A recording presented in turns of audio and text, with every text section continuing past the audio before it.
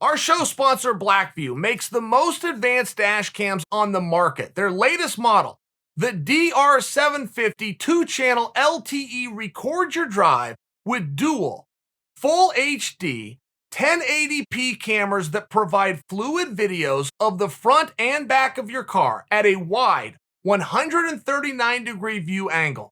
This model has a built-in SIM card reader for LTE connectivity, so you can take advantage of Blackview's free cloud service and check on your car from anywhere. You also get notifications to your phone if somebody bumps your parked vehicle. Pairing your DR750 2-channel LTE dash cam with the Power Magic Ultra battery gives you the protection 24/7 without the risk of draining your car's battery. Visit blackview.com/Chael and use the promo code Chael to receive 10% off your purchase. That's up to $60 in savings on the dash cam alone. You'll also get free shipping on any order over $200. That's blackview.com/Chael, or click on the link in the description below. Logan Paul versus Floyd Mayweather. My first thoughts when I heard this was, what's that mean for the Paul brothers? Because that was Jake Paul calling for the fight. It was Logan Paul that got the fight. Back up a week, Jake Paul was calling out Logan Paul. This is some level of competitiveness, no? I mean, they both got into YouTube. Logan was there first. Jake comes behind him. Logan always had more numbers. Jake started to catch him. I mean, you might think that's just brotherly love, and maybe it is. Maybe I'm making more of it, but I'm making more of it through what they told us. Jake is the one that called out Logan and then waved it off and said, no, I don't want to actually fight my brother, but I have no question that I could kick my brother's ass. And then Logan comes in and steals the fight. Am I making something out of nothing? Maybe. But maybe I'm not. So that was one of my first takes. I read the name and go, oh, they must have wrote this down wrong. That's Jake's fight. I kept looking and I go, no. Logan came in and swooped the fight. The other side of it is it's very disappointing in this regard. And this is a selfishness. Floyd is doing nothing wrong, and neither is Paul, and neither is the promoter. And if I could trade seats with any one of those three, I would.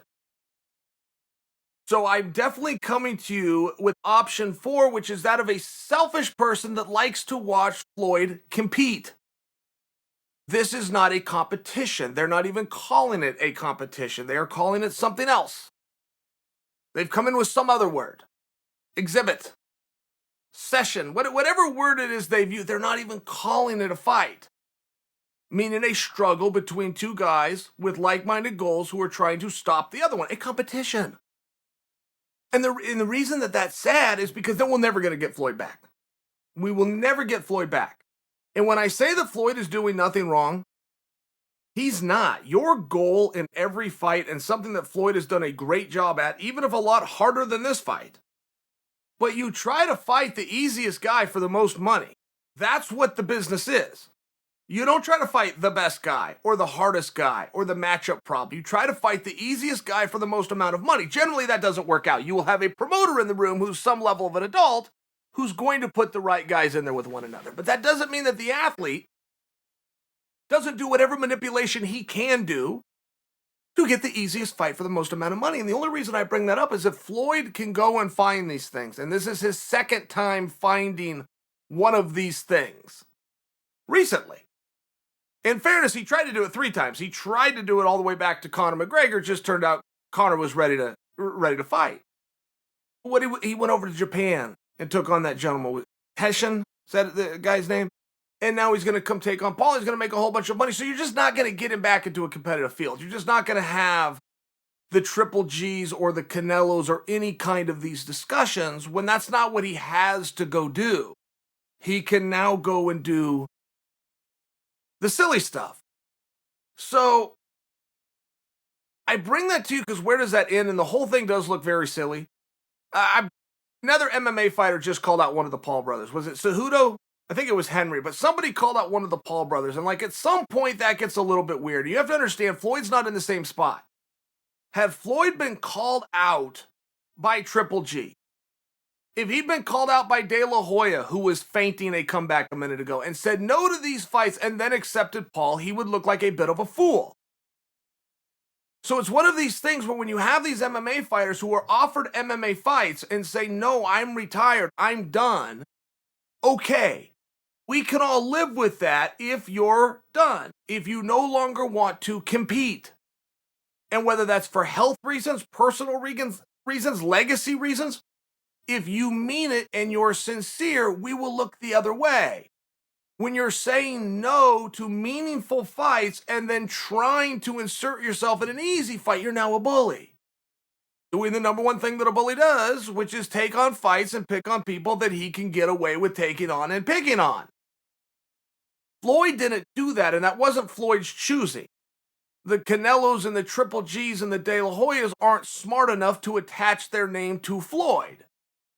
They could have, should have, and would have ran with it, but they didn't do that to him. So because Floyd's sitting over here with absolutely nothing to say no to, he now is on the other side of the coin. Floyd's brave. Floyd was called out. Didn't matter who called him out. He's going to take the fight.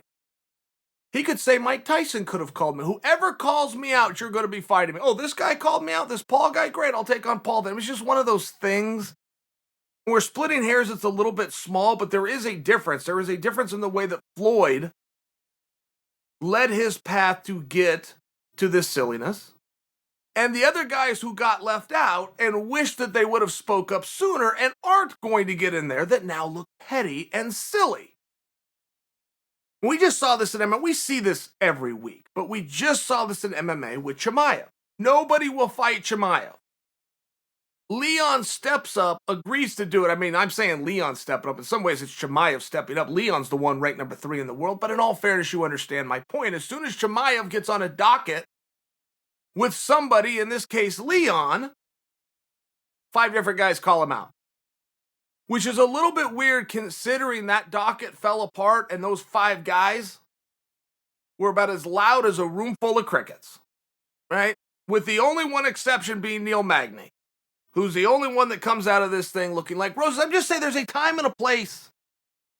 There's a time and a place to do these things, and everything seemed to work out for Floyd, and I would like the backstory, and I think that we're going to get it at some point. Is it just me? Did I miss something? Or did Logan Paul just take his brother's match? Uncle Chael, there's no bad guy like Uncle Chael. Never lost, not even around. Undefeated, undisputed, oh yeah. Here comes the bad guy.